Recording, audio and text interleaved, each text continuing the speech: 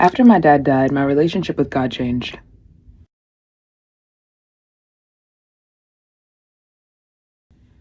Everything changed. And obviously everything would change because it is a very, very heartbreaking time of life.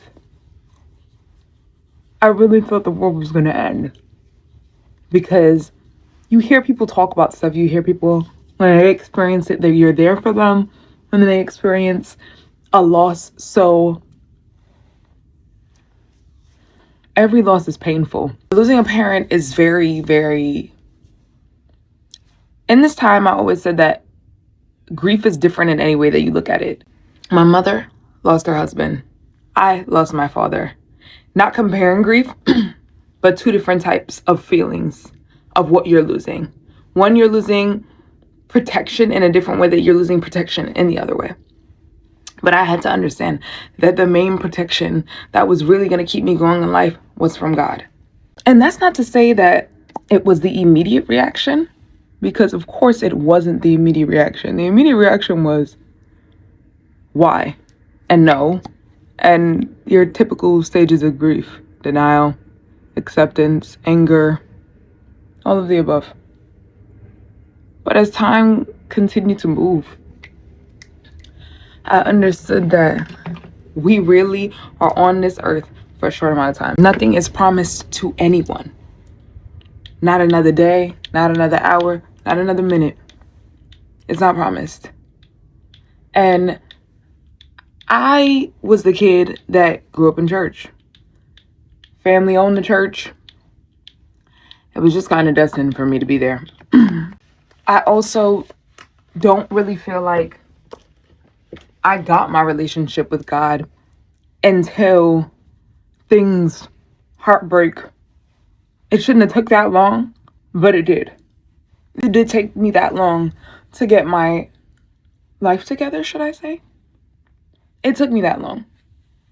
My first true heartbreak, after being with somebody for a long period of time, really woke me up.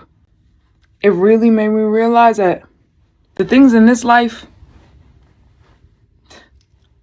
they're just in it. And things can come and go. People can come and go. Somebody that you knew could become a stranger. And that moment really, really did wake me up. That moment made me realize things that I needed to do and get done. So I started reading this daily scripture every morning. And if I missed the morning, I'd be reading it at some point in the day. But I aimed to do it before I scrolled on my phone, before I did anything. Because how in the world am I going to move through the day without giving God thanks first, feeding my soul, and understanding that this is truly a gift to be here. And that happened before my dad even passed. But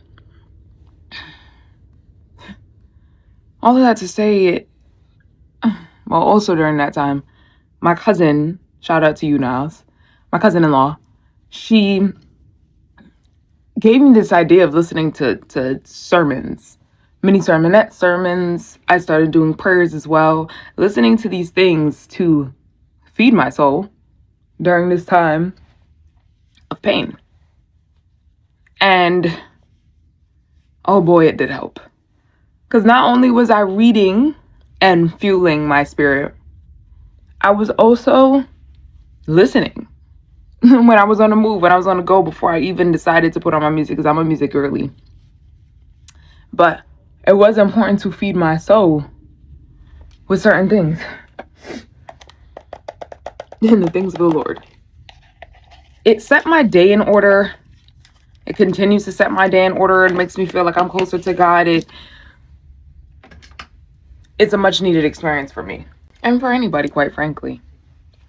So during that time, and when I first had the breakup, instead of screaming at God and being upset because I had to pick up my life and go back home, it prepped me for what was to come. Honestly, it didn't prep me, but I was at least in a better place than being away from my dad when he passed. Several months later, he passed. And I was home. So it was nice that at least I got to spend a few moments with him before he left this plane. Instead of being angry at God, which is going to happen, because that's a given. You can't help your human nature. You're going to be upset. And don't let nobody else tell you this, because you're going to be upset. You have to sit and look at your surroundings, understand the purpose. And sometimes it's not even for you to understand that just things happen. And they have to happen. It's just a cycle of life.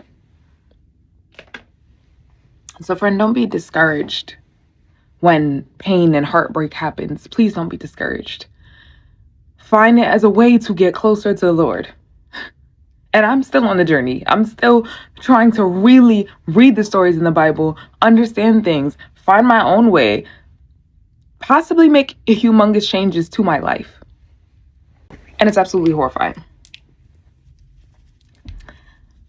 It's scary. But change is not always so bad. You're going to be okay. I promise you're going to be okay. Don't let heartbreak own you. If you want to cry, cry and read. Cry and listen to that good word. Cry and listen to some gospel music that uplifts you. Find the thing that's the routine that continues to make you want to live another day. Because after somebody that goes for you, you have that feeling of, why am I here? Almost survivor's guilt. But you are here for a reason. And you thank every single day that God has given you the fresh breath of life as you continue to move, friend. I believe in you. I really, really, really, really do. Because it was a time when I didn't believe in myself. And I could have let heartbreak be the end of me. 2 humongous heartbreaks happening at the same time in my life, or within months of each other in my life. I had lost somebody that I was grieving a relationship. And then several months later, grieving the most painful thing I've ever experienced in my life, grieving my father passing.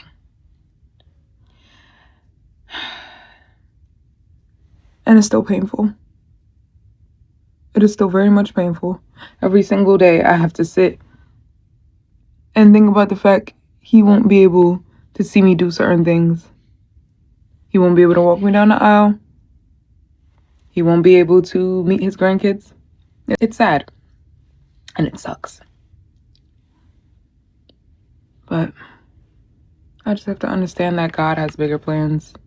God has bigger and better plans. And that we're both going to be okay. We're all going to be okay. So hold tight. Find the thing that works. Maybe it's a daily word. Maybe it's not a scripture. Maybe it's you reading a verse once a day.